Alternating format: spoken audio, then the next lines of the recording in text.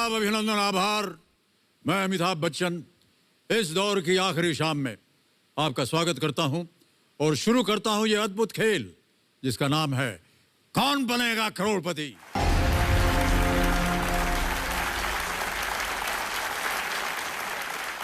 देवियों और सज्जनों, आज इस खेल में जिस जोशीले धुन की प्रस्तुति मिलिट्री बैंड ने की वो सेना की सबसे पुरानी और अनेक सम्मानों से विभूषित 15 पंजाब पटियाला इन्फेंट्री बटालियन का हिस्सा है। मिलिट्री बैंड का एक गौरवशाली इतिहास रहा है। इसकी बजाई धुनें न तो सिर्फ जवानों में जोश और साहस भर देती हैं, बल्कि पूरे देश को अपने सुरों से एक सूत्र में बांध देती हैं। इनका हम अनेक अनेक आभार प्रकट करते हैं। बहुत बहुत धन्यवाद और बधाई। देवियों और सज्जनों, केबीसी के इस दौर का आरंभ हमने कोरोना योद्धाओं के नाम लिखा था, उन्हें समर्पित किया था। आज हम इस दौर का समापन अपने देश की सेना के जाबाज योद्धाओं के नाम कर रहे हैं।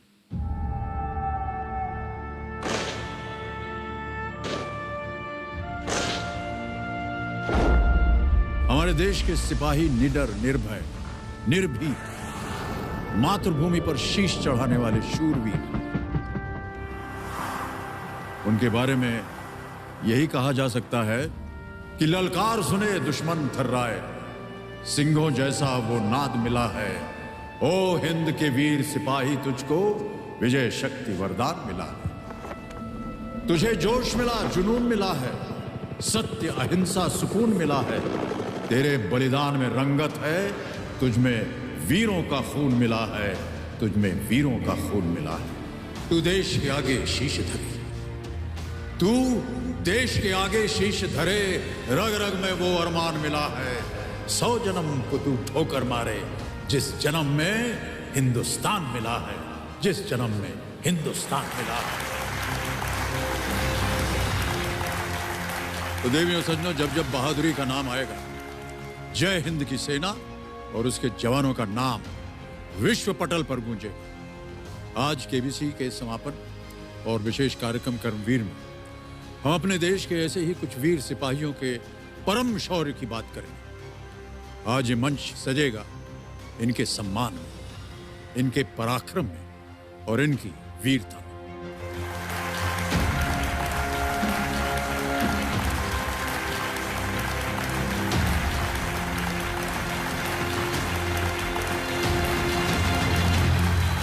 देवियों सज्जनों, इस बात से हम सब परिचित है कि परमवीर चक्र सैन्य बल के उन बहादुर जवानों को जंग में शूरता और वीरता का प्रदर्शन करने के लिए दिया जाने वाला सेना का सर्वोच्च सूचक है, पदक, सम्मान है, गौरव है, जिन्होंने दुश्मन को मात देने के लिए न तो कुदरत की कठिन परिस्थितियों की चिंता की और न ही अपनी जान की।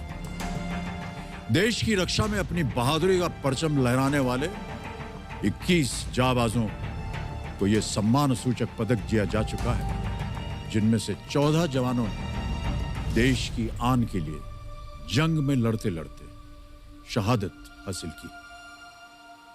लेकिन जंग में अपनी वीरता के लिए इस सर्वोच्च पदक को पाने वाले कई जाबाज ऐसे भी हैं जिन्हें अपने जीवन काल में ही यह सम्मान प्राप्त हुआ था। उनमें से जो 3 शौर्य वीर आज भी जीवित हैं, सूबेदार मेजर एंड ऑनररी कैप्टन बाना सिंह परमवीर चक्र, सूबेदार मेजर योगेंद्र सिंह यादव परमवीर चक्र और सूबेदार संजय कुमार परमवीर चक्र। देवियों और सज्जनों, आज इस मंच के लिए इससे बड़े गर्व और सम्मान की बात क्या हो सकती है कि इस दौर के समापन का बिगुल बजाने के लिए भारतीय थल सेना के 2 अति विशिष्ट और उत्कृष्ट परमवीर इस मंच पर आ रहे हैं। सहर्ष, सगर्व और ससम्मान सूबेदार मेजर योगेंद्र सिंह यादव परमवीर चक्र और सूबेदार संजय कुमार परमवीर चक्र का तालियों के साथ अभिनंदन करें आप सब।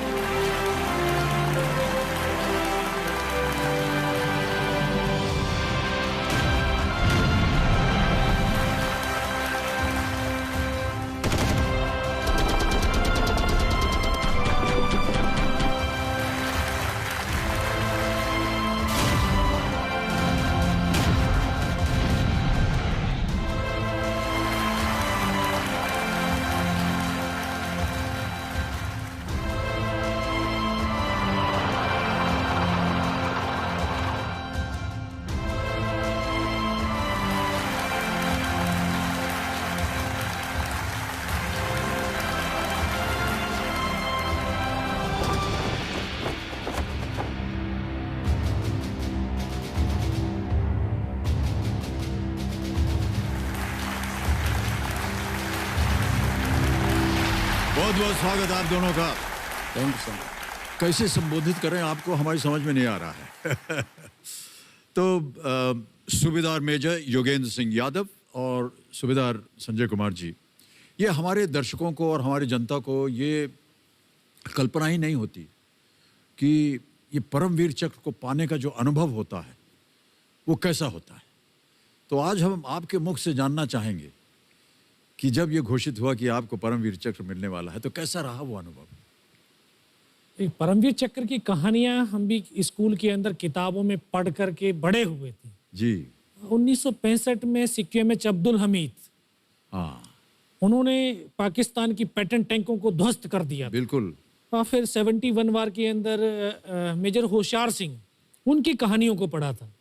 अभी वो मौका सौभाग्य हमें मिला कि हम कारगिल का युद्ध लड़ें और लड़ा था, और फिर हमारे नाम से वो चीज़ डिक्लेरेशन हुई। तो एक सैनिक का सर्व सम्मान होता है।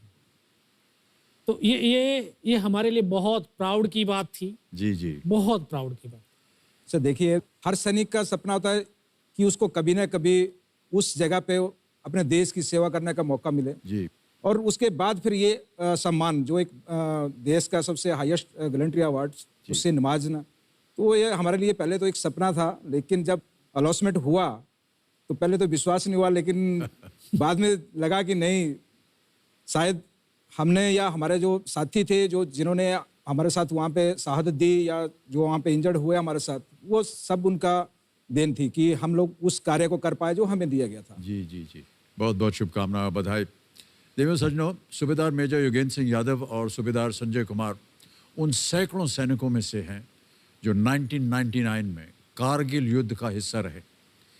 यह युद्ध कश्मीर के कारगिल डिस्ट्रिक्ट और एलओसी के आसपास के इलाकों में उस वर्ष मई से लेकर के जुलाई तक करीब 2.5 महीने लगातार चलता रहा। कारगिल युद्ध में शहादत पाने वाले और इस युद्ध का हिस्सा रहे भारतीय वायु, थल और नौसेना के सभी जवानों को देश का नमन, इस मंच का नमन आप सभी को हम सब सैल्यूट करते हैं।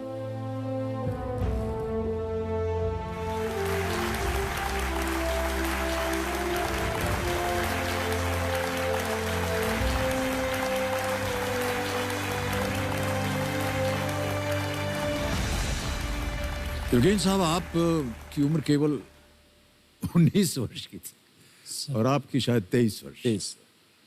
कहाँ से आती है इतनी हिम्मत इस कम उम्र में? ये वर्दी 130 करोड़ हिंदुस्तान का स्वाभिमान है, अभिमान वाह, है, वाह। सम्मान है। क्या बात, क्या बात। और लाखों लोगों के खून का एक ये निशानी, जिन्होंने अपने लहू की एक एक बूंद माँ भारती के चरणों में समर्पित कर दी। जी, तो जी। उस वर्दी को पहनते ही अपने आप में एक ऊर्जा पैदा हो जाती है। जी जी फिर हमारी जो ट्रेनिंग है, फिर हमारा जो इन्वायरमेंट है, जी, और फिर हमारा जो एक इंटरपर्सनल रिलेशनशिप, जो आपसी जो संबंध है एक जवान से लेकर के ऑफिसर तक, वो एक जुनून पैदा कर देती है। जी, बहुत खूब, बहुत बहुत बधाई। देवेंद्र सज्जनों, मैं आपको बताना चाहता हूं कि यहाँ पर जीती हुई धनराशि हमारे दोनों जो कर्मवीर हैं आज के arm forces battle casualties welfare fund को ये वो समर्पित करेंगे। ये संस्था हमारे देश की नौसेना, थल और वायुसेना के उन सैनिकों और उनके परिवारों की ज़रूरतों को पूरा करने में समर्पित है जिन्होंने देश की रक्षा को अपने और अपने परिवार की सुरक्षा से आगे रखा। योगेंद्र साहब और संजय साहब से बातचीत जारी रहेगी, लेकिन अब हम खेल की शुरुआत करना चाहेंगे। तो बहुत जल्दी आपको जो खेल के नियम है वो समझा देता हूं। देखिए, एक एक करके आपके सामने 15 प्रश्न आएंगे। 1000 रुपए से शुरुआत होगी, बढ़ते बढ़ते जाएंगे 15वें प्रश्न जिसका मूल्य है 1 करोड़ रुपए। 2 पड़ाव आते हैं, 5वें प्रश्न पर 10,000 का और 10वें प्रश्न पर 3,20,000 का। पहले 5 प्रश्नों तक जाने के लिए हमारी जो चल पड़ी जी हैं ये आपको देंगी 45 सेकंड और 5वें से 10वें प्रश्न तक आपको मिलते हैं 60 सेकंड। उसके बाद ये शांत हो जाएंगी, समय समय मिलेगा। यदि आपको संदेह हो किसी प्रश्न पर तो 4 लाइफलाइंस हैं, उनका आप उपयोग कर सकते हैं। Video call a friend, 50-50, flip the question और एक्सपर्ट। हमारे यहाँ पर एक्सपर्ट होते हैं, उनसे आपका परिचय करवा देते हैं। तो देवियों सज्जनों, हमारे आज के एक्सपर्ट भी इसी सेना के हिस्सा हैं। शौर्य चक्र से सम्मानित इंडियन आर्मी के retired colonel Vembu Shankar ji. Colonel साहब, hello sir, how are you? नमस्कार और बहुत बहुत स्वागत आपका। And we salute you once more. जय हिंद, जय हिंद। मुझे बहुत गर्व हो रहा है और गर्व महसूस कर रहा हूं कि आज मैं ये जो शौर्य और वीर सैनिक है उनके लिए मदद करने के लिए मौका मिला है मुझे। All the very best Yogendra साहब और संजय साहब। हम जैसे आपने बताया था आपके पीछे रह के हमें सपोर्ट करेंगे आपको। बहुत बहुत धन्यवाद आपका कर्नल साहब। कर्नल वेम्बू शंकर जी हमारे साथ पूरे खेल के दौरान जुड़े रहेंगे। Okay, thank you so much. Alright, तो चलिए देवियों सज्जनों, इसी के साथ शुरू करते हैं ये अद्भुत खेल जिसका नाम है कौन बनेगा करोड़पति। लेट्स प्ले कौन बनेगा करोड़पति।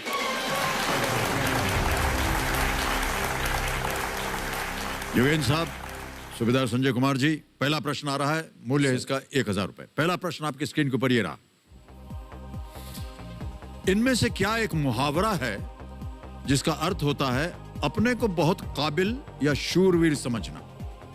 Which of these is an idiom that means to consider oneself very skilled or brave? Option रखता हूं आपके सामने। A, स्पेशल 26 बनना, B, 30 मार खान बनना, C, ट्यूबलाइट होना, या D, बलम परदेसिया हो जाना। परदेसिया नहीं, बिल्कुल यही सर। 30 मार खान बनना। 30 मार खाता लगाते हैं। हाँ सर। बी पे ताला लगाइए कंप्यूटर जी। बिल्कुल सही उत्तर दिया है आपने, बधाई। 30 मार खां बनने का अर्थ होता है छोटे छोटे कामों में सफलता मिलने पर अपने आप को बहुत बहादुर समझना। लेकिन आप दोनों पर यह लागू नहीं है क्योंकि आप लोगों ने बहुत ज्यादा बहादुरी दिखाई हुई है। ओके, आगे बढ़ते हैं दूसरे प्रश्न पर। यह है 2000 रुपयों के लिए। दूसरा प्रश्न आपके सामने यह रहा, वास्तविक जीवन के इनमें से कौन से भाई हिंदी फिल्म पोस्टर बॉयज और यमला पगला दीवाना में मुख्य भूमिकाओं में हैं? Which pair of real life brothers have key acting roles in the Hindi films Poster Boys and Yamla Pagla Deewana? विकल्प रखता हूं आपके सामने। A, Deol brothers, B, Khurana brothers, C, Khanna brothers, या D, कपूर ब्रदर्स। देवल में था, खुराना में तो नहीं था कोई भी। सन्नी देओल। हाँ, सन्नी देओल और बॉबी देओल।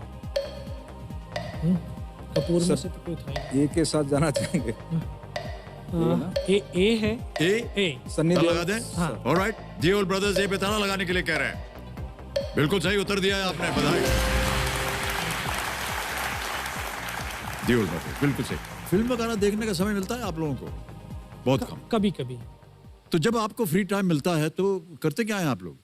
फौज में फ्री टाइम कभी नहीं होता। नहीं मिलता। फ्री तो बोलने के लिए होता है, फ्री टाइम होता है, वैसे फ्री नहीं होता। फ्री नहीं क्योंकि हम 24 आवर्स कभी भी बुलावा आ सकता है किसी भी जी, साइड जी, जाने के जी, लिए, हाँ। किसी भी काम के लिए, तो रेडी रहना पड़ता है। जी जी, ये तो हम है उसको फ्री नहीं बोल सकते। चलिए आगे बढ़ते हैं। अब आएगा आपके सामने तीसरा प्रश्न, सर। मूल्य इसका 3000 रुपए।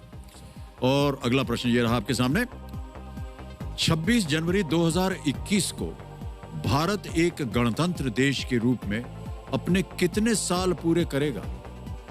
On 26th of January 2021, India will complete how many years as a republic?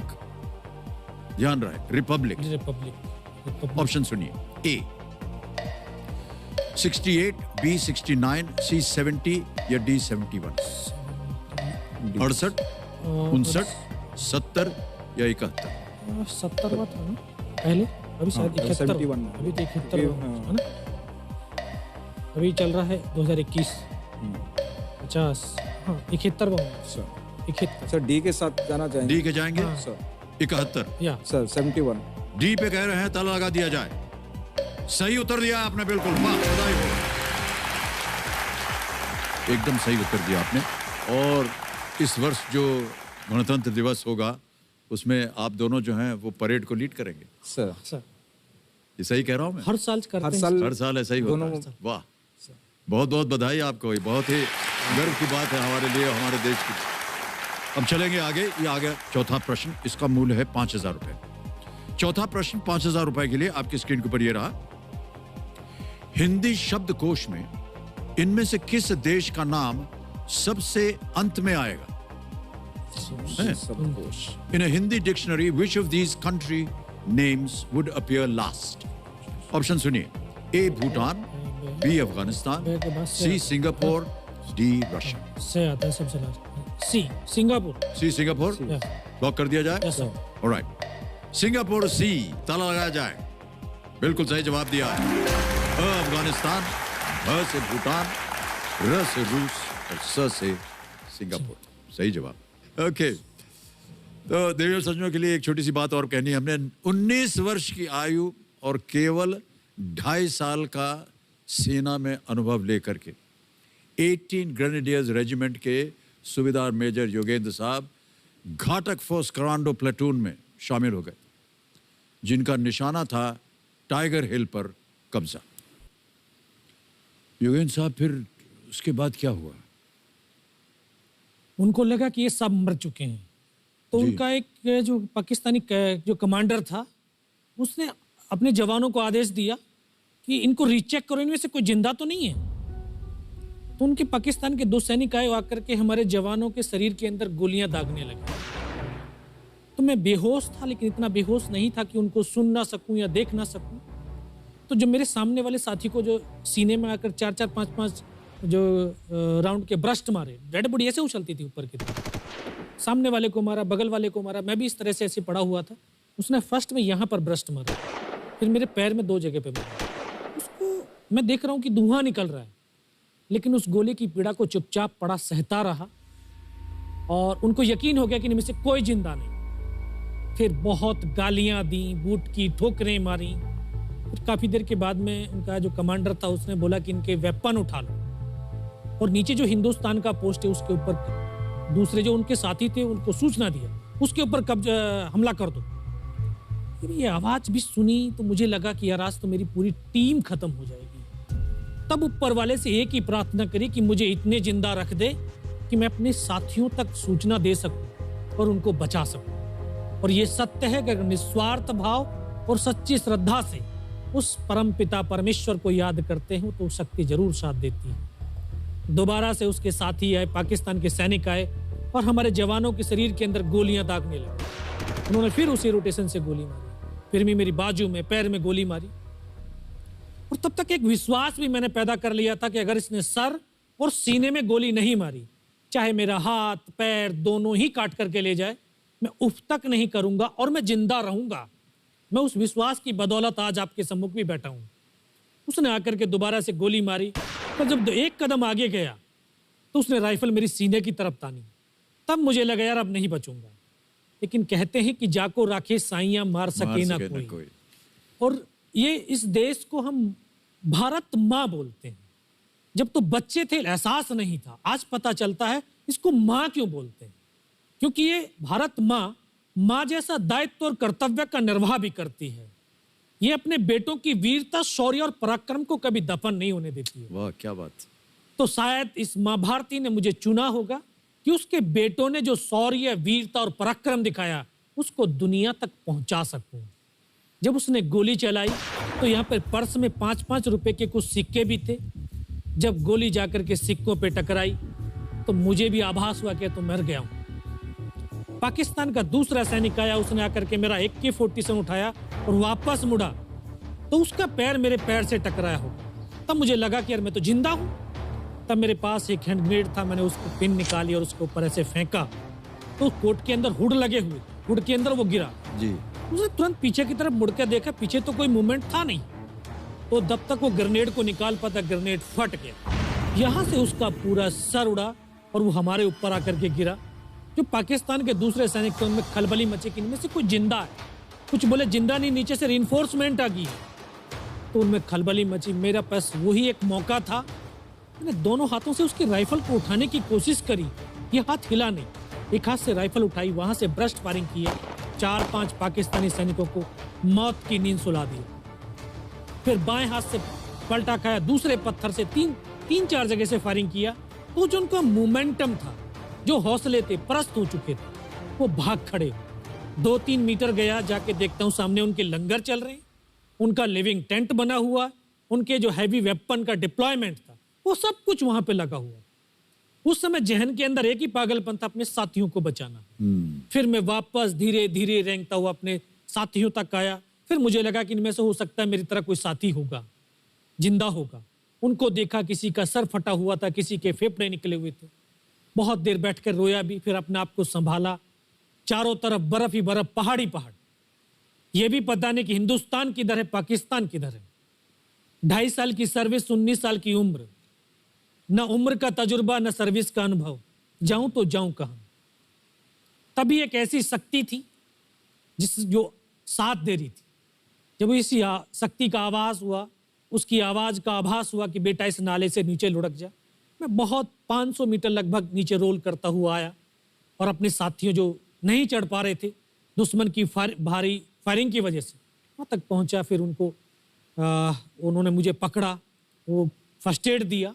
फिर वहाँ से जो हमारे कमांडिंग ऑफिसर थे कर्नल कुशाल चंद ठाकुर, फिर उनको सूचना दिया।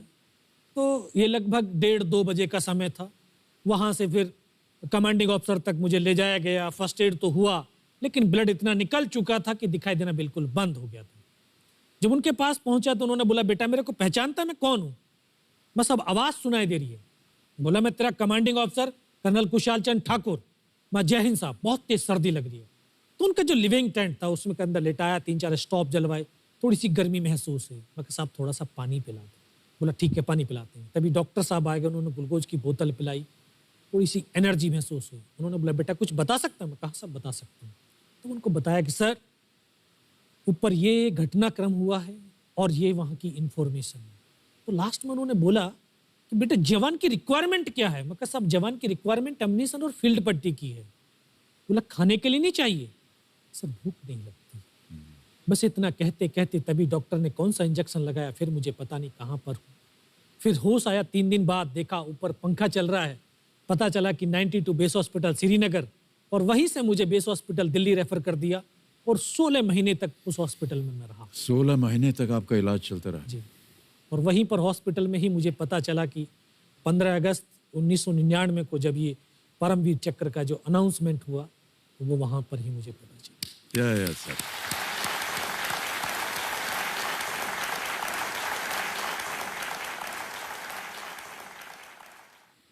सर हमको यकीन नहीं होता कि कोई भी इंसान जब ऐसी परिस्थितियों से गुजरता है तो उसका बयान कैसे कर सकता है, लेकिन ये आपने अपनी बहादुरी का एक परचम जो है वो फैला दिया है। 15-15 गोलियां आपने खाई हुई अपने शरीर में, और सोच रहे हैं आप केवल देश के बारे में, सर देशभक्ति के बारे में। सैनिक के लिए सैनिक इम्पोर्टेंट नहीं है, उसका राष्ट्र इम्पोर्टेंट है। वो रहे ना रहे, लेकिन उसका राष्ट्र रहना चाहिए। क्या बात है, वाह वाह वाह। न केवल आपने इतना बड़ा योगदान दिया, बल्कि आपके जैसे कह रहे थे कि आपके बहुत से अच्छे मित्र जो थे, जो आपके साथ टीम में थे, वो भी शहीद हो गए।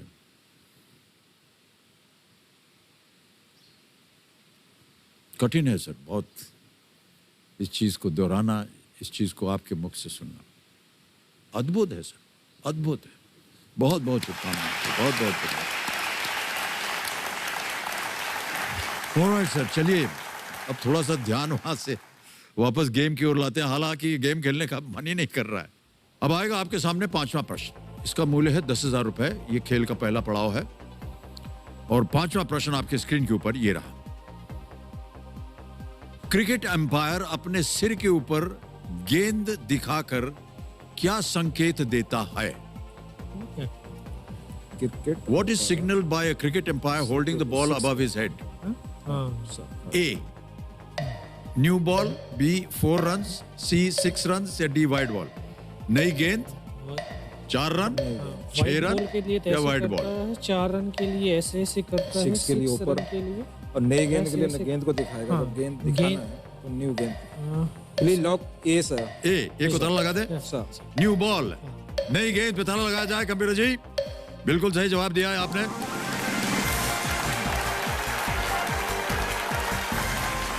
गेंदबाज का जो छोर होता है, वहां जब एम्पायर गेंद को अपने सर के ऊपर जाकर स्कोरर को संकेत देता है कि भैया इतने मार पड़ी है इस गेंद को कि इसको बदलो। बदली करने की। स्पोर्ट्स वगैरह आप लोगों को नहीं कोई ऑलमोस्ट खास कंपलसरी होगा एक तरह से। मैक्सिमम तो सभी फौज में सभी गेमें रहती हैं। जी जी जी। बस वो डिपेंड है कि आप किस में जाना चाहते किस हैं। में जाना था? आप किस में जाते हैं ज्यादातर? हम तो ज़्यादातर वॉलीबॉल और कबड्डी के थे, क्योंकि हमारे स्कूलों में इससे ज़्यादा की फैसिलिटी नहीं थी। बाकी इतने बड़े ग्राउंड नहीं थे क्रिकेट वगैरह या तो बाकी चीज़ों के लिए, तो ये दो ही चीज़ें होती थी, कहीं भी शुरू कर सकते थे। हाँ बिल्कुल। ओके चलिए आगे बढ़ते हैं खेल में। अब चल पड़ी जी, थोड़ी सी जनरस हो जाएंगे, आपको देंगे 60 सेकंड प्रत्येक प्रश्न का उत्तर देने के लिए, ठीक है? ऑलराइट। युद्ध लड़ने के लिए हमारे जवान भले ही शारीरिक और मानसिक रूप से स्वस्थ हों, लेकिन अक्सर मौसम भी एक बहुत ही खतरनाक दुश्मन बन जाता है, और ये हमारे जवानों के लिए एक बहुत ही बड़ी चुनौती होती है। तो जब इस तरह से परिस्थितियां हो जाती हैं कि मौसम खराब है, जैसे कि आप कह रहे थे अभी जब कारगिल की बात हो रही थी कि सर्दी होती है, बहुत ठंड होती है, कैसे उसका सामना करते हैं आप लोग? ये एक पहाड़ी क्षेत्र था, पूरा रात के समय तो माइनस में चला जाता था टेम्परेचर, जी। और इतनी ठंडी हवाएं। बेस्ट जो वो ट्रेनिंग है, वो जज्बा है, वो उस सैनिक को आगे बढ़ाए रखता है। और दूसरा एक और है, जो उसके जो देशवासी भावनात्मक और आत्मिक रूप से उस सैनिक के साथ में खड़े होते हैं। सैनिक अकेला कभी युद्ध नहीं लड़ता, बल्कि पूरा देश उसके साथ युद्ध लड़ता है। जी।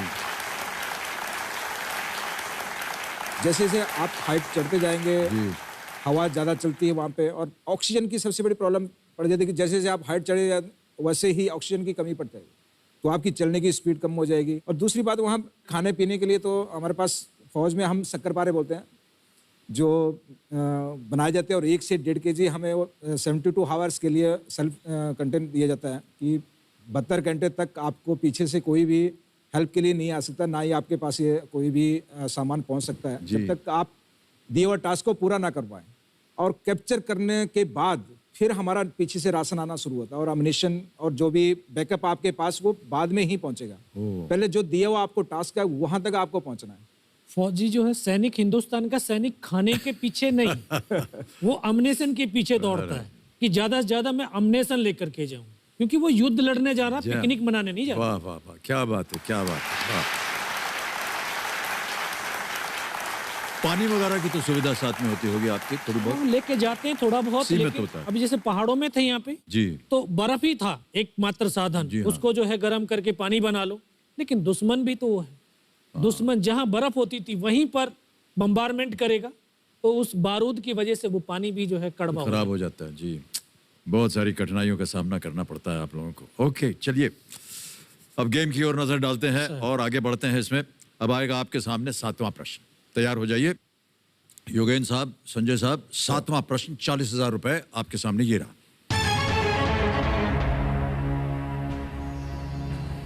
इनमें से कौन सा धार्मिक स्थल उत्तराखंड में स्थित नहीं है?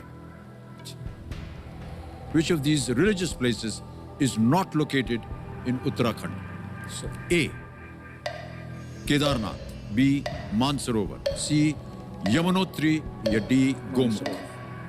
केदारनाथ भी उत्तराखंड में, यमुनोत्री भी उत्तराखंड में, गोमुख भी वही है उत्तराखंड में, मानसरोवर तो आगे, वो उसमें नहीं, उत्तराखंड में मानसरोवर है ना सर। बी के साथ जाना चाहेंगे। बी के साथ, राइट? बी मानसरोवर के साथ। बी मानसरोवर, बी मानसरोवर, ताला लगाया जाए। बिल्कुल सही उत्तर है आपका, बधाई। 40,000 जीत गए आप। मानसरोवर तिब्बत में स्थित है और ये भगवान शिव के निवास कैलाश पर्वत के पास स्थित एक पर्वत झील है। ओके, आगे बढ़ते हैं 8वें प्रश्न पर। मूल्य इसका 80,000 रुपए। 8वां प्रश्न आपकी स्क्रीन के ऊपर ये रहा। इनमें से कौन से मुख्यमंत्री भारतीय थल सेना के पूर्व अधिकारी हैं? मुख्यमंत्री। Which of these chief ministers is a former officer of the Indian Army? अधिकारी तो है लेकिन मुख्यमंत्री। ऑप्शन रखता हूं आपके सामने। ए. अशोक गहलोत, नहीं, बी. PS गोले, सी. अमरिंदर सिंह या डी. पिनराई विजयन। अशोक गहलोत भी सिविलियन है, PS गोले सर सी अमरिंदर सिंह। सी अमरिंदर सिंह। सी अमरिंदर सिंह, सर। श्योर है? सर। लगा दे ताला। सर कैप्टन अमरिंदर सिंह, सी, ताला लगाया जाए। Yes, absolutely the right answer.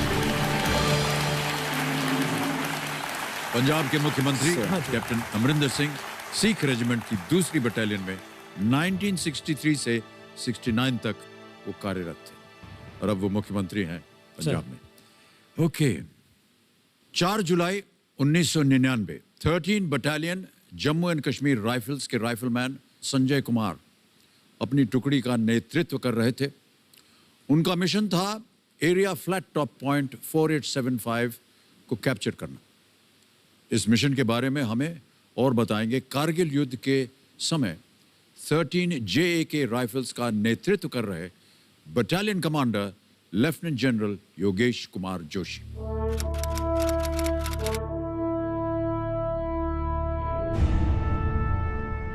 जय हिंद। मैं अपने आप को बहुत ही खुशकिस्मत, बहुत ही फॉर्चुनेट समझता हूं कि मैंने 13 जैक राइफल्स को उस वक्त कमांड किया जबकि बटालियन ऑपरेशन विजय के दौरान एक नई हिस्ट्री कायम कर दी।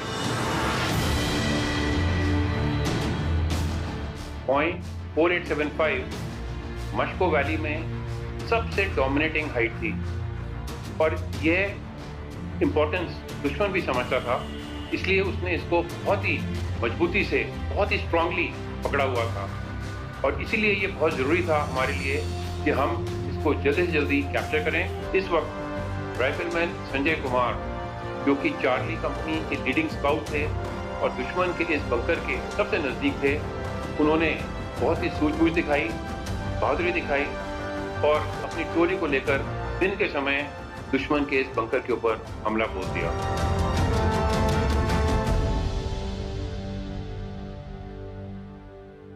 तो संजय साहब, इसके बाद फिर क्या प्लान था?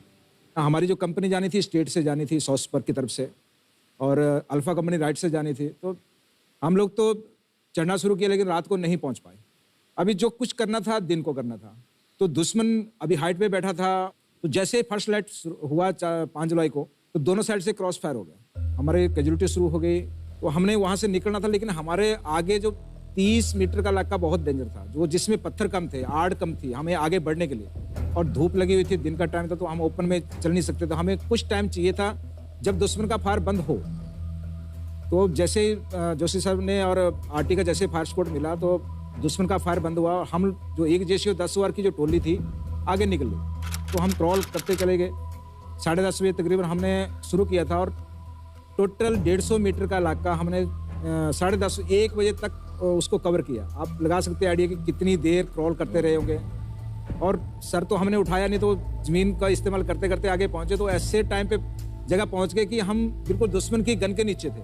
तो मेरे जो बड्डी था, मेरे से 6 महीने सीनियर थे, तो उसने कहा कि आप यहीं पे बैठो और मैं गन को साइलेंट करने की कोशिश करूंगा, आपने गन को खींचना है। तो मैंने कहा ठीक है, लेकिन गन को पकड़ेंगे कैसे? उसने कहा कि जो अपने पास जो पट्टियां हैं आपको जो ड्रेसिंग करने के लिए या इंजर्ड होने पे जो हम यूज करते हैं अपने आप को, जी, उनको निकाल लो और वो हाथों में बांध लो। मैं गन को साइलेंट करूंगा, आपका काम है गन निकालना। मैंने कहा ठीक है। वो क्रॉल किया, उन्होंने आगे तक गए, फर्स्ट ग्रेनेड निकाला।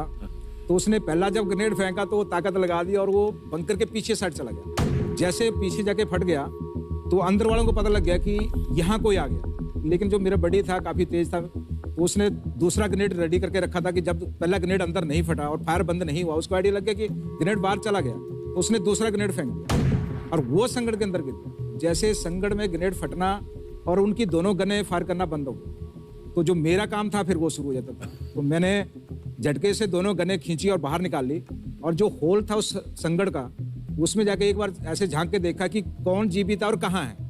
तो मुझे सिर्फ 3 उनके जवान थे जो दिखाई दिए, जो दोबारा से नया वेपन उठा के और अम्युनिशन लेके संगड़ के अंदर आ रहे थे पीछे के रास्ते से।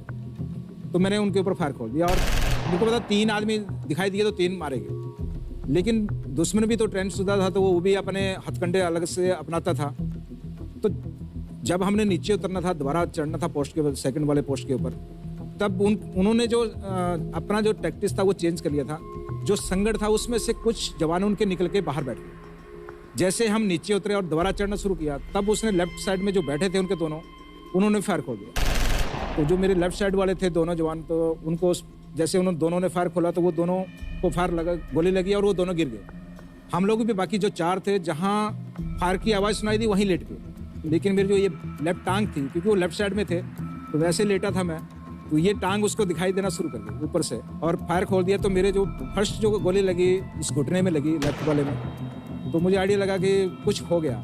तो मैंने थोड़ा और क्रॉल किया, लेकिन उसने दोबारा फायर खोला तो पत्थर से टकराने के बाद गोलियां इधर साइड में लगी। मैंने फिर थोड़ी सी और क्रॉल किया, थोड़ी सी पोजीशन और चेंज की, लेकिन जो लेफ्ट में थे फिर उसके ऊपर फायर खोला उसने। आधे घंटे तक किसी को हिलने नहीं दिया, ना ही उठने दिया। कभी वहाँ फायर कर रहा था, कभी यहाँ फायर खोल रहा था, कभी हमारे ऊपर, कभी वो जो डेथ हुआ हमारे जो साथी थे उनके ऊपर। आधे घंटे बाद तक हमने भी उसको एहसास करवा दिया कि भाई यहाँ कोई नहीं है, जो है वो मर चुके हैं। तब वो अपनी पोजीशन छोड़ के बंकर पे जाना शुरू हुआ। तब फिर हमारे लिए मौका था, क्योंकि जब आप चढ़ाई पे चढ़ोगे तो पत्थर गिरेगा ही नीचे। पत्थर गिरने की आवाज़ आई तो हमें आइडिया लग गया। तो फिर हमने फिर जैसे उसकी हरकत देखी तो हमने फायर खोल दिया और दोनों के दोनों वहाँ पे मारे। फिर हमने क्रॉल किया और बंकर पे गए, सेम कार्रवाई जैसे हमने पहले की थी वैसे की, और बंकर में भी जो बचे थे उनको मारा।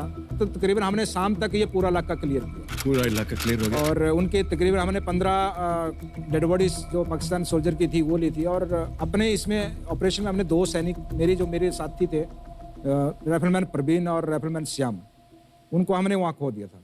लड़ाई में जो चीज़ें वहाँ पे कोई आइडिया नहीं है। आप एक चीज़ समझ सकते हैं कि वो चक्रव्यूह है। जैसे चक्रव्यूह अभिमन्यु के लिए रचा गया था, वही सेम हमारे लिए होता है कि अगर आप एक बार चक्रव्यूह में चले गए तो आप तब तक वापस नहीं आते, तब तक आप उसको फिनिश नहीं कर दिया। वाह, योगेंद्र साहब और संजय साहब से इस ऐतिहासिक जीत और वीरता की कहानी को सुनने का और भी मन कर रहा है, क्योंकि बहुत ही पुरानी कहिंग है कि ये दिल मांगे मोर। ये बत्रा संजय साहब इस वाक्य से न केवल आप बल्कि पूरा देश जो है इस वाक्य से परिचित है। ये शब्द हैं कैप्टन बत्रा के, और हम चाहेंगे कि इसके बारे में आप हमारे दर्शकों को कुछ बताएं कैप्टन बत्रा के बारे में। सर, कैप्टन बत्रा साहब जब हमारी पलटन जब फर्स्ट ऑपरेशन के लिए गई थी द्रास में, तो साहब की यूनिट को हमने रिलीव किया था वहाँ पे। ये उस टाइम पे ऑपरेशन कर चुके थे, तो इनको हमने वहाँ से रिलीव करके हम आगे के एरिया को हमने कैप्चर करना था। और लास्ट में जो पीक थी उस द्रास एरिया की, वो थी लास्ट में 5140। तो वहाँ पे कैप्टन बत्रा साहब और कैप्टन जम्बाल, वो बिल्कुल यंग अफसर थे दोनों, और दोनों कंपनी को लीड कर रहे थे। सर, सबसे बड़ी बात, मैं इस लड़ाई के बीच में बिना कैजुअल्टी उनकी कंपनी का कोई भी जवान उस टाइम पे ना तो इंजर्ड था ना डेथ था। और सबसे हाइट वाले पोस्ट, सबसे बड़े वेपन, सबसे ज़्यादा दुश्मन की कैजुअल्टी वहाँ पे हुई है, और बिना कैजुअल्टी वो सक्सेसफुल हुए हों। तो बत्रा साहब के साथ वही सेम कहानी थी। जब उन्होंने उस ऑपरेशन को लॉन्च किया 19 जून को रात को, और 20 जून 3 बजे अपने सीओ साहब को जो सक्सेसफुल का जो नारा देना था, क्योंकि वो कोड वर्ड रहते हैं लास्ट में, और जाने से पहले वो बता के जाते हैं कि मेरा कोड ये होगा। लेकिन बत्रा साहब ने अपना कोड नहीं दिया था, बोला सर सरप्राइज है, ऊपर जाके जब झंडा फैलाऊंगा तब दूंगा। तो जैसे ही वो 3:30 बजे जब उनका कंपनी ने उस एरिया को कैप्चर कर लिया, तब उन्होंने सेट पे जो सीओ साहब को जो सिग्नल देना था सक्सेसफुल का, तो दिया था ये दिल मांगे मोर। वाह, क्या बात है। वाह, क्या बात है। मन ही नहीं करता कि शांत हो जाए, हम आपकी कहानियां चलती रहें। देखो सज्जनों, कारगिल युद्ध में अपनी वीरता के लिए परमवीर चक्र पाने वाले 4 जाबाजों में से 2 हमारे साथ हैं, और 2 उसी युद्ध में वीर गति को प्राप्त हो गए। शहीद कैप्टन विक्रम बत्रा, परमवीर चक्र, और शहीद लेफ्टिनेंट मनोज कुमार पांडे, परमवीर चक्र।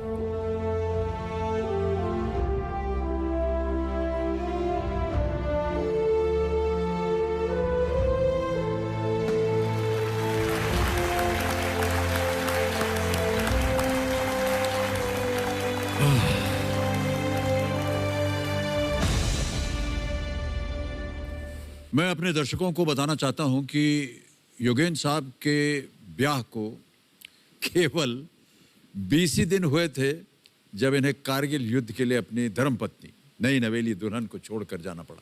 इनकी पत्नी श्रीमती रीना यादव जी से हमारी टीम ने बातचीत की। हमारी शादी 5 मई 99 को हुई थी, और 20 दिन बाद वापसी चले गए थे ड्यूटी में। वो चिट्ठी लिखते थे कि मतलब राइटिंग पे ध्यान मत देना, पत्थर पे बैठ के 2 शब्द लिख दिया। ये बोला कि ठीक ठाक मैं अपनी ड्यूटी पर पहुंच गया, पर ये नहीं बताया कि जंग पे हम जा रहे हैं। उस टाइम जब लड़ाई चल रही थी तो डेली जैसी शाम होता तो पता चलता कि आज किसके यहाँ पे बॉडी आएंगी। डर लगता था कि आज किसके यहाँ पे, मतलब सुनसान एकदम सन्नाटा सा छा जाता था। मेरे जो बड़े जेठ हैं वो छुट्टी आए हुए थे तो वो वहाँ पे गए थे रडार से सीधा फोन पे बात करने के लिए। तो तब इनके अफसर ने बताया था कि मतलब उनको चोट लग गई है, गोलियां लग गई हैं, वो पहाड़ी से नीचे उतार दिए गए हैं। ये वहाँ से 3 दिन बाद आए थे बेस हॉस्पिटल दिल्ली। तो तब हम लोग फिर घर से पूरी फैमिली गाड़ी बुक करके तब गए थे इनको देखने के लिए। वहाँ पे तो जो रूम था बहुत बड़ा था और जो घायल लोग थे किसी के हाथ पैर सब कटे हुए थे। तो मैं तो गेट में खड़ी ऐसे इधर उधर देख रही थी तो पहचान ही नहीं पाई। इनकी दाढ़ी बहुत बड़ी बड़ी थी, वो पूरा खून से लथपथ हो रखे थे। तो फिर इन्होंने हाथ से इशारा किया मुझे कि मैं इधर हूँ। वो शादी करने के बाद ही चले गए थे तो उसके बाद देखा ही नहीं था। तो कहने लगे कि आपकी साड़ी तो बहुत सुंदर लग रही है, तिरंगा साड़ी पहन के आई है। ये वो बहुत सारी बातें करने लगे। वो चादरें उड़ा रखी थी उनको, वाइट चादर, बस ये अपना चेहरा दिख रहा था, बाकी उन्होंने ढक रखा था, दिखाया नहीं था। कह रहे कुछ नहीं है, सब ठीक है। उनको कम से कम 1.5 साल लगा बेस हॉस्पिटल में रहते हुए कि थोड़ा अपने आप ही चल पाए। तो मैं उधर ही रहने लगी। तब फिर धीरे धीरे इनको नहलाना वलाना, तब मैंने देखे तो पैरों में इतने चोट चोड़े भट हो रहे थे आर पार गोलियों को। जब एक फौजी जाता है जंग के लिए तो उनका परिवार भी एक तरह की जंग लड़ता है। फौजी से शादी करना बहुत ही मुश्किल बात है, लेकिन उससे ज्यादा गर्व की बात है। ये तो मुझे विश्वास था कि मतलब ठीक तो हो जाएंगे, कोई बात नहीं, चोट लग के आ गए हैं तो अब कुछ नहीं होगा। वैसे संतोषी माँ के व्रत करती थी।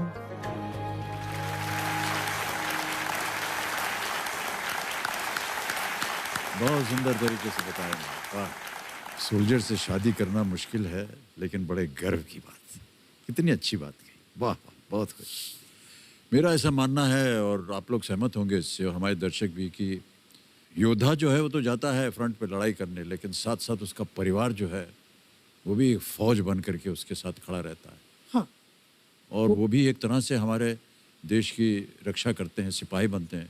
वो प्रोत्साहित करते हैं आपको और आपको, ताकि आप देश की रक्षा कर सकें। बिल्कुल। वो तो एक तरह से परिवार जो है वो बैकबोन होता है। बैकबोन है। बिल्कुल सही कहा आपने। ऑलराइट, ध्यान अब आपका गेम की ओर हो जाए। नवा प्रश्न आने वाला है और इसका मूल्य है 1,60,000 रुपए। नवा प्रश्न 1,60,000 रुपए स्क्रीन के ऊपर ये रहा।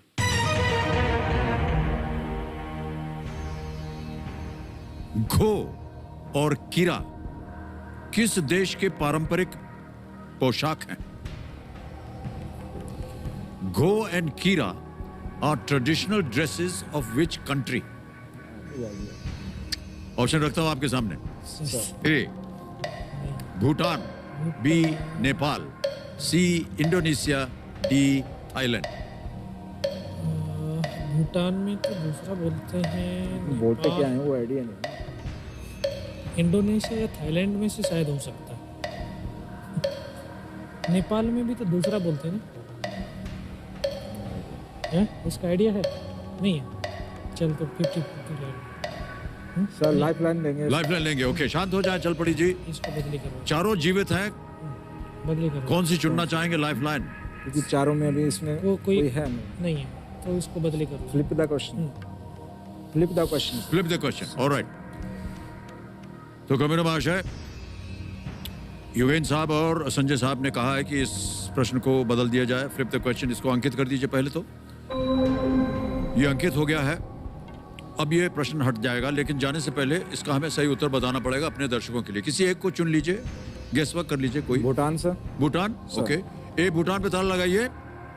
अरे मान्यवर, ये सही होता अगर आप बोलते थे। कोई नहीं। भूटानी पुरुषों द्वारा पहनी जाने वाली पोशाक को घो कहते हैं। इस लंबे पोशाक को कमर पर एक बेल्ट के सहारे बांधा जाता है, जिसे केरा कहा जाता है। बेल्ट को केरा कहा जाता है। ओके। महिलाएं द्वारा पहनी जाने वाली लंबी पोशाक को कीरा कहा जाता है। यस। और इस प्रश्न को हम हटा देंगे। यहाँ आने से पहले हमने आपको 11 विषयों की एक सूची दी थी। ये है वो 11 विषय, और आपसे कहा था किसी एक विषय को चुने। Religion and cultures. Religion, culture and mythology. Okay, computer महाशय इस प्रश्न को हटा दीजिए और रिलीजन, कल्चर एंड माइथोलॉजी के आधार पर अगला प्रश्न पेश कीजिए। ये कैसा? ये रहा अगला प्रश्न। हिंदू धर्म ग्रंथों के अनुसार इनमें से किस ऋषि का नाम एक तरह का हथियार धारण करने के कारण पड़ा था? According to Hindu scriptures, which of these rishis was named after a type of weapon that he carried? Option सुनिए। A, Rishi Vishwamitra, B, Rishi Jamadagni, C, ऋषि अष्टावक्र, और D, ऋषि परशुराम। सर डी लग रहा है, ऋषि परशुराम। डी लग रहा है? डी लग रहा है सर। तो डी के साथ जाना चाहूंगा मैं, परशुराम के, ऋषि ओके, डी ऋषि परशुराम पे ताला लगाया जाए और आपने जीत ले 1,60,000 रुपए। बिल्कुल सही उत्तर है। ऋषि परशुराम का वास्तविक नाम राम था, लेकिन भगवान शंकर द्वारा दिए गए विशेष परशु यानी कि एक्स को सदैव धारण किए रहने के कारण इनका नाम परशुराम पड़ गया। 1,60,000 रुपए जीत ले। एक लाइफलाइन चली गई, चिंता की कोई बात नहीं है। अब आ गया है खेल का दूसरा पड़ाव, 10वां प्रश्न, 3,20,000 रुपए। तैयार हो जाइए। 10वां प्रश्न 3,20,000 रुपए स्क्रीन के ऊपर ये रहा।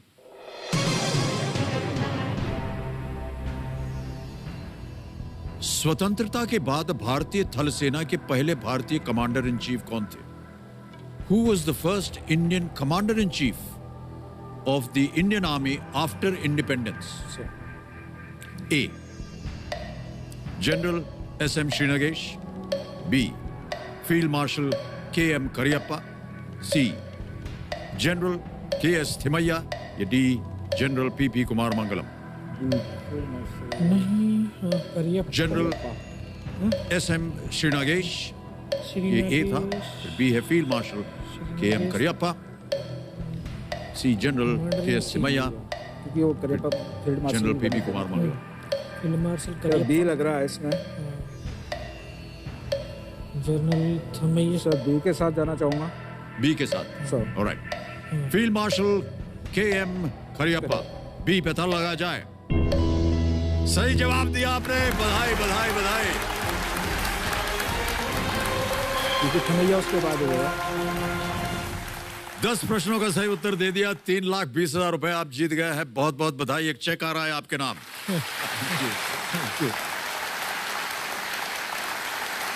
ये इस खेल की प्रथा है कि जब हमारे खिलाड़ी 10वां प्रश्न पार कर जाते हैं तो एक चेक आता है उनके नाम।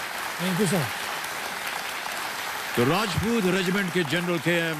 करियप्पा ने जनवरी 1949 से जनवरी 1953 तक भारतीय सेना के कमांडर इन चीफ के रूप में कार्य किया था, और शायद उसके बाद आए थे जनरल थिमैया। ऑलराइट देवियों सज्जनों, जैसा कि हमने कार्यक्रम की शुरुआत में आपको बताया था कि अपने जीवन काल में ही परमवीर चक्र का सम्मान पाने वाले जो योद्धा हैं उनमें से 3 आज भी जीवित हैं। 2 तो हमारे साथ इस मंच पर हैं, और तीसरे शूरवीर सूबेदार मेजर हॉनररी कैप्टन बाना सिंह परमवीर चक्र के बारे में मैं आपको थोड़ी सी भूमिका देना चाहूँगा। 1987 में सियाचिन ग्लेशियर का इलाका, जो कि 21,000 फुट की ऊंचाई पर स्थित है, वहां पर जब दुश्मनों ने धावा बोला तो बाना साहब और उनकी टीम ने उनका बहुत ही बहादुरी के साथ सामना किया। मैं आपको बताना चाहता हूं कि ऐसी बर्फीली ऊंचाई पर चलना तो दूर, सांस लेना भी अपने आप में एक टास्क है। बहादुर नायब सूबेदार और उनके साथियों ने बगैर किसी बात की चिंता किए इस बर्फीली चोटी पर, जहां 1,500 फुट से भी लंबी बर्फ की दीवार बन गई थी, उस पर चढ़ाई की और उस इलाके को, जिसे कि दुश्मनों ने घेर लिया था, उसे खाली कर दिया। बाना साहब के सम्मान में इस पोस्ट को बाना टॉप का नाम दे दिया गया। देव सज्जनों, हमारे लिए ये बड़े सम्मान की बात है कि आज बाना साहब हमारे साथ जम्मू से लाइव जुड़ रहे हैं। बाना साहब, जय हिंद एंड वेलकम टू, और बहुत बहुत बधाई। Thank you so much sir. Thank you. बाना साहब, एक छोटी सी आपसे गुजारिश थी कि आप हमारे देश के जो युवा हैं, युवा जनता है, उनके लिए कोई संदेश अगर देना चाहें तो मैं चाहूंगा कि आप दे दें। मैं तो अपने देशवासी और युवा पीढ़ी को ये कहना चाहता हूं, अपने देश के लिए, कि अपने देश के हित के लिए जो भी काम करना है, तभी ये देश का नाम रोशन हो सकता है और देश बहुत ऊंची बुलंदियों को छू सकता है।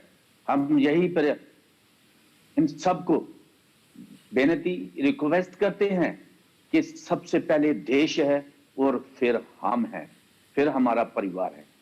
हमारी इन युवा पीढ़ी को बहुत बहुत बधाई हो, और जो भी हमारे देश के ऊपर ऐसी आपत्ति आ जाए और उसका डटकर मुकाबला करें, हाँ के देश के ऊपर कोई ऐसी उंगली ना उठाकर दे सके जिससे कि पता चले कि हिंदुस्तान में जो हो रहा है, ये सबको मेरी अनुरोध है और इसी पर हमने डटे रहना है और देश को बचाना है और देश को आगे ले जाने के लिए कोशिश करना है।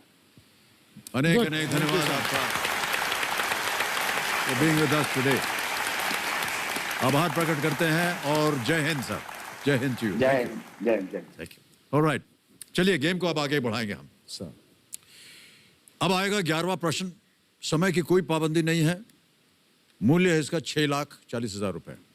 3 लाइफलाइन बची हुई है, उनका इस्तेमाल कीजिएगा अगर आपको जरा सा भी संदेह हो कि इसका आपको उत्तर नहीं मालूम है तो। 11वां प्रश्न 6,40,000 रुपए, ये रहा आपकी स्क्रीन के ऊपर।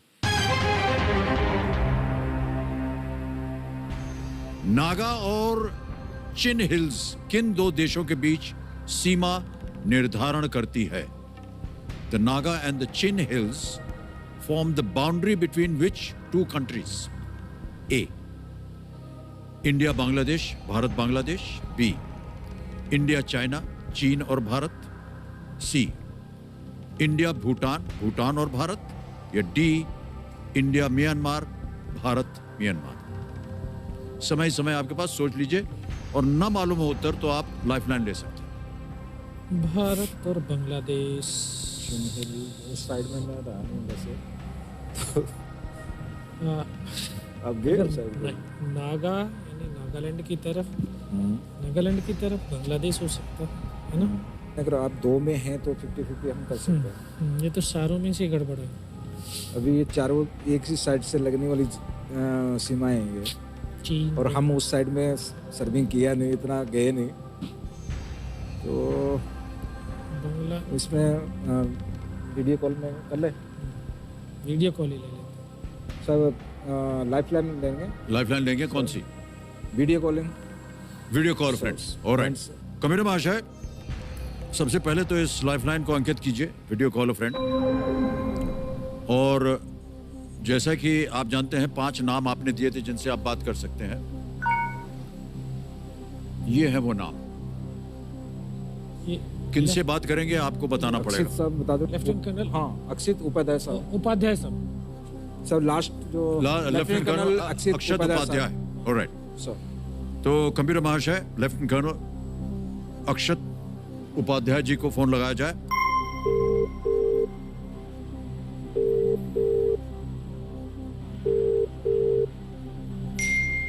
आगे। लेफ्टिनेंट कर्नल अक्षत उपाध्याय, जय हिंद सर। ये अमिताभ बच्चन बोल रहा हूँ, कौन बनेगा करोड़पति से? जय Hind Amitabh Bachchan ji, how are you? I am very fine sir, how are you? I am very well sir. Okay, lieutenant colonel Upadhyay, हमारे सामने 2 परमवीर चक्र उपस्थित हैं हॉट सीट पर। सूबेदार मेजर योगेंद्र सिंह यादव एंड सूबेदार संजय कुमार। एक प्रश्न का उत्तर इनको नहीं मालूम है, आपसे उत्तर मांग रहे हैं। जी जरूर।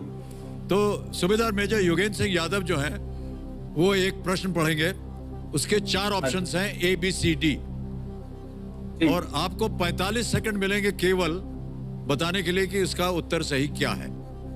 जी जरूर। रेडी योगेंद्र साहब, आपका समय शुरू होता है। आप साहब, नागा और चिन हिल्स किन 2 देशों के बीच सीमा निर्धारण करती है? भारत बांग्लादेश। नागा और चिन हिल्स किन 2 देशों की बीच की सीमा को निर्धारण करती है? भारत बांग्लादेश, भारत चीन, भारत भूटान, भारत म्यांमार। नागा और चिन हिल्स किन दो देश बाउंड्री सेट करती हैं? सर देखिए, बी और सी तो नहीं हो सकता, या तो ए है या डी है। ए है या डी? ये या डी? ओके सर ठीक सर। ठीक सर। तो क्या करेंगे? साहब आप डी कर दीजिए। D Myanmar. हाँ डी कह रहे हैं। डी के साथ जाएंगे। Alright, yes sir. कमिश्नर महाशय, लेफ्टिनेंट कर्नल अक्षत उपाध्याय ने कहा है D, India Myanmar, Bharat Myanmar. ताला लगा दीजिए। बिल्कुल सही उत्तर है sir. Well played, is the right answer. Well played, well played. Patkai range, Naga hills और चिन हिल्स, ये तीनों पर्वत श्रेणियां भारत और म्यांमार के बीच सीमा निर्धारित करती हैं। सर बिल्कुल सही जवाब दिया है सर। कर्नल साहब ने। ऑलराइट, और उन्होंने आपको जितवा दिया है 6,40,000 रुपए। बधाई दे दीजिए। थैंक यू साहब, thank you so much. Thank you साहब, anything, thank you sir. Thank you lieutenant colonel Akshat Upadhyay, great pleasure. Thank you sir. Thank you. Okay, हम खेल को आगे बढ़ाते हैं। आ रहा है 12वां प्रश्न। 12,50,000 रुपए इसका मूल्य है। सर। 2 लाइफलाइन चली गई, कोई बात नहीं। 12वां प्रश्न, 12,50,000 रुपए आपकी स्क्रीन के ऊपर ये रहा।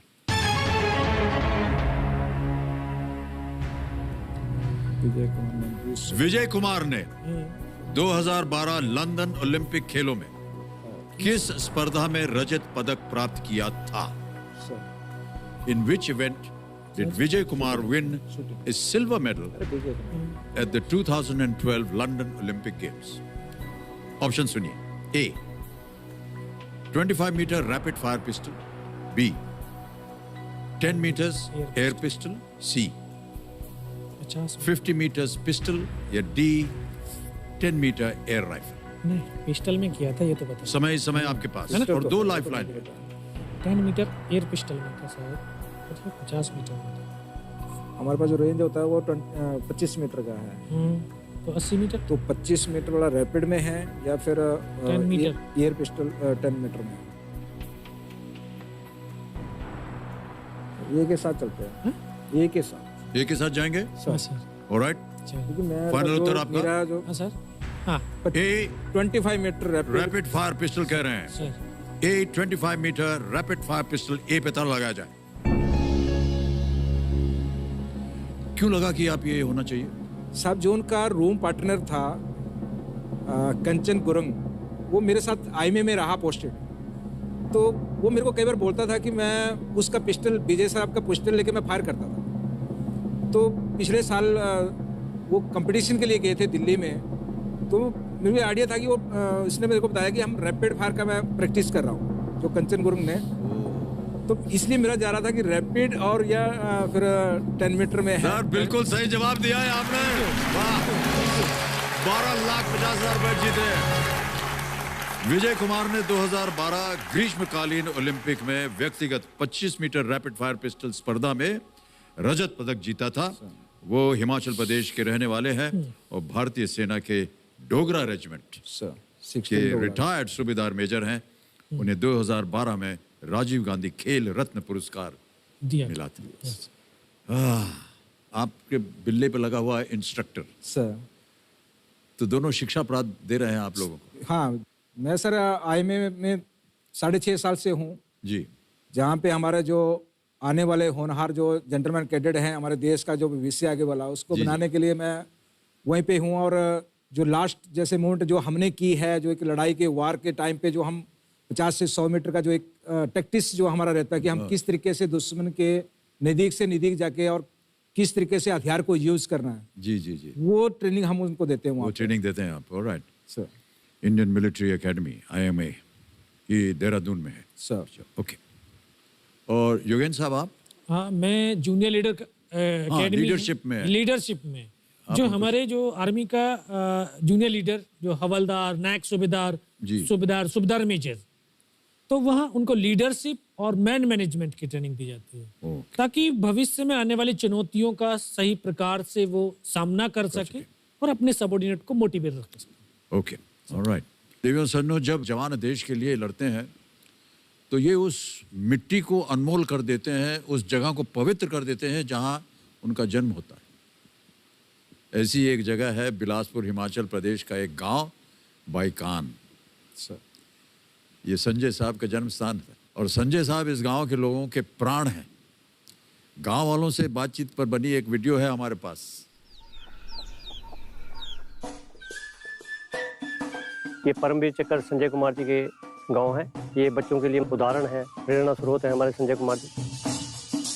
मेरा नाम कुलदीप सिंह ठाकुर जी, गांव बकैंड। हमारे गांव का तो जितनी तारीफ की जाए उतनी कम है। देश सेवा का जज्बा जो है हमारे नौजवानों में बहुत ज़्यादा होता है। जो भी नौजवान है अपनी कोशिश करता है पूरी, फौज में जाने का मौका मिल जाए और देश सेवा का मौका मिल जाए तो हमारा जीवन सफल समझते हैं। मतलब लगभग हर परिवार में 2, 3, 4, 5 ऐसे भी हैं जो फौज में हैं। हाँ, वो ऐसे स्टूडेंट मिलते हैं, हम तो बोलेंगे कि वो टीचर भी सब भाग्यशाली होंगे जिनको इतने नटखट निडर सेवा भावना वाले सूझबूझ वाले स्टूडेंट मिले। ये रिंग लीडर था उस वक्त भी अपने क्लास का, मैंने उसकी पिटाई भी बथेरी की हुई है क्योंकि उसकी गतिविधि ऐसी थी। हम इकट्ठे पढ़े हैं। संजय जी हमारे से छोटा था, एनसीसी में भी थे वो। जब हम कैंप के लिए जाते थे तो उनका जो निशाना था वो बड़ा ज़बरदस्त था। हमें 6 गोलियां मिलती थी तो 6 की 6 एक जगह लगा देते थे। संजय जी तो तैरते थे, वो पूरा डैम क्रॉस कर लेते थे। आधा घंटा 1 घंटा वो चले रहते थे और ऐसा लगता था जैसे कि वो पानी पे तैर रहे हैं, ऐसे चल रहे हैं। हम तो एक डुबकी लगाते फिर डर के बाहर आ जाते थे।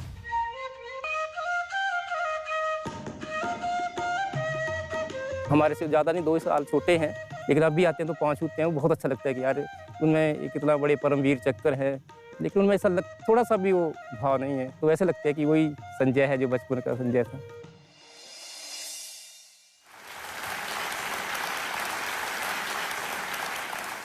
चलिए, समय आ गया है अब 13वें प्रश्न पर जाने का और ये है 25 लाख रुपए का। 13वां प्रश्न 25 लाख रुपए स्क्रीन के ऊपर ये रहा। बहुत सुंदर तरीके से आपने खेला है। इनमें से किस राक्षस को मारने के लिए देवराज इंद्र ने समुद्र के फेन का उपयोग किया था, जिसको उन्होंने ये वचन दिया था कि वो उसे न गीले अस्त्र से मारेंगे न सूखे अस्त्र से। Having promised to kill him with neither a wet weapon or a dry one, which demon did Lord Indra kill with the help of sea foam? फेन जो होती है ना। ऑप्शन सुनिए।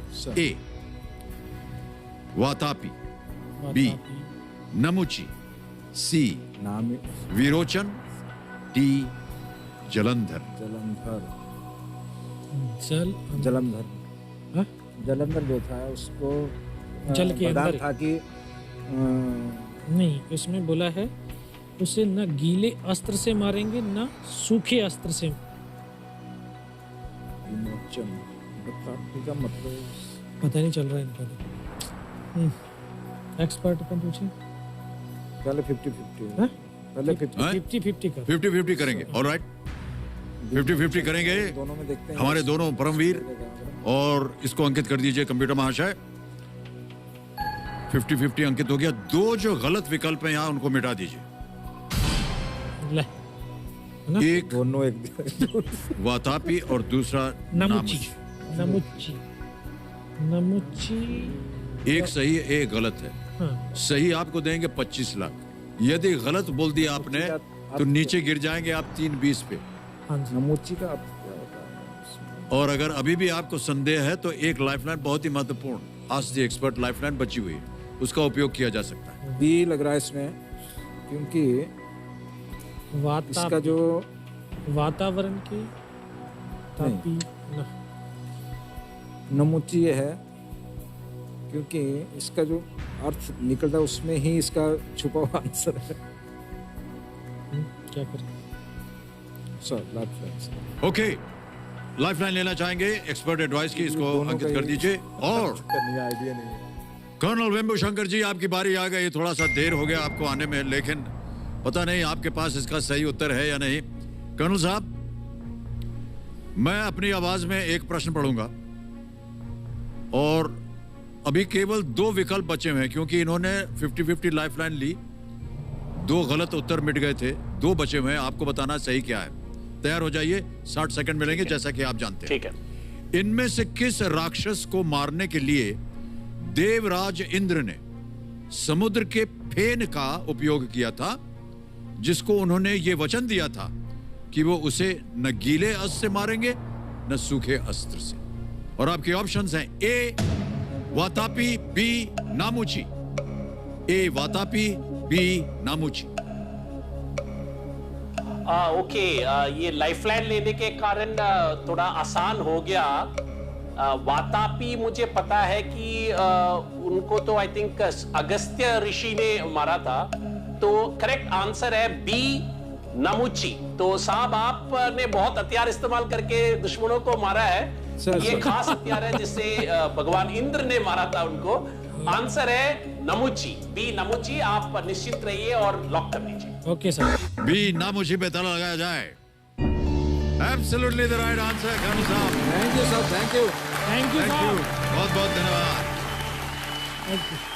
देवराज इंद्र ने नामुची नामक राक्षस को यह वचन दिया था कि वो उसे न गीले अस्त्र से मारेंगे न सूखे अस्त्र से, न दिन में मारेंगे न ही रात में। ये सुन वो राक्षस खुश होकर इंद्रदेव के सामने आ गए।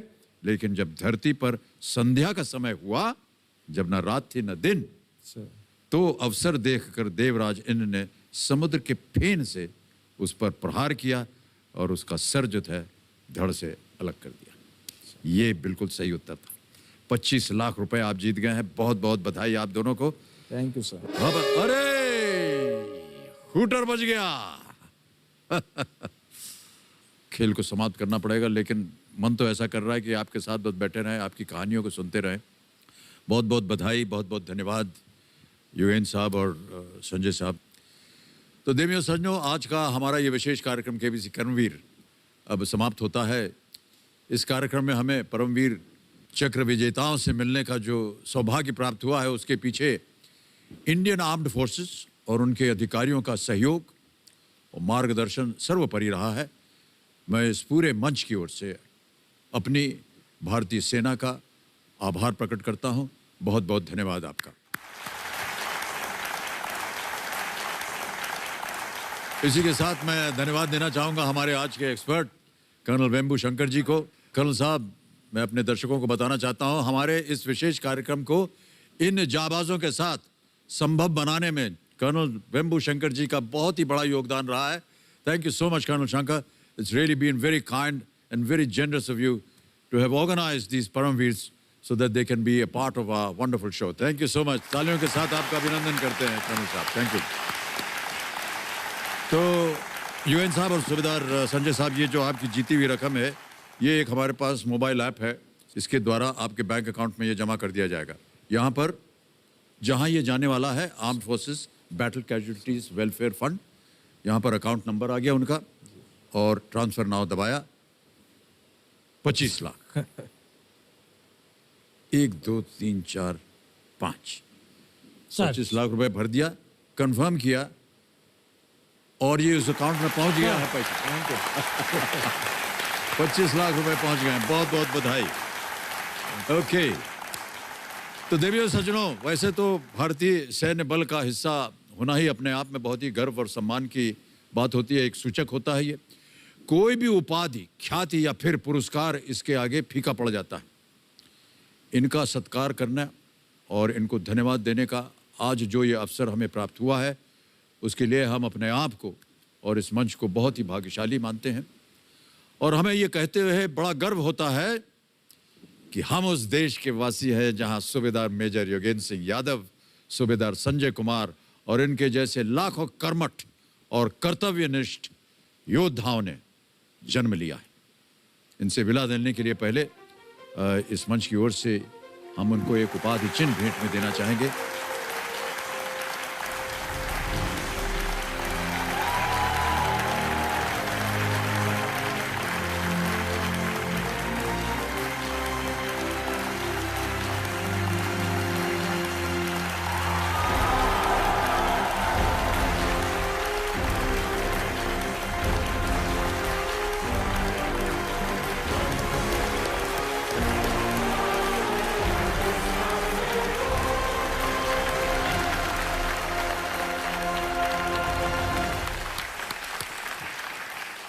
तो देवियों सज्जनों, इसी के साथ ये मंच, ये दौर, ये खेल और मैं अब आपसे विदा लेने के लिए तैयार है।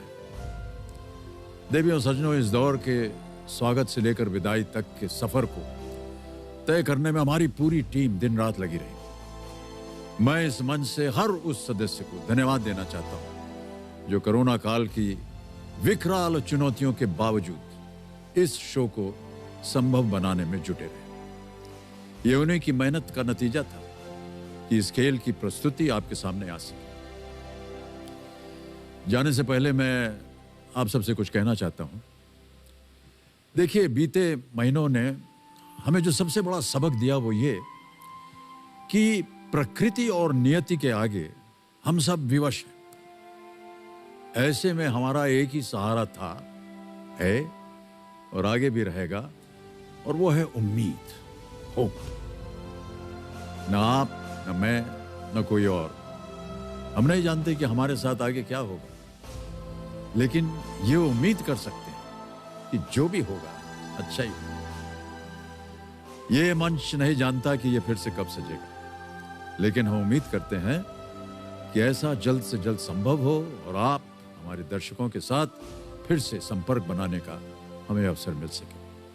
इसी उम्मीद के साथ और इसी उम्मीद का सहारा लेकर मैं अमिताभ बच्चन इस मंच से इस दौर के लिए आखिरी बार आप सबसे कहने जा रहा हूं, शुभ रात्रि, शुभ रात्रि, शुभ शुभ रात्रि। बहुत बहुत धन्यवाद।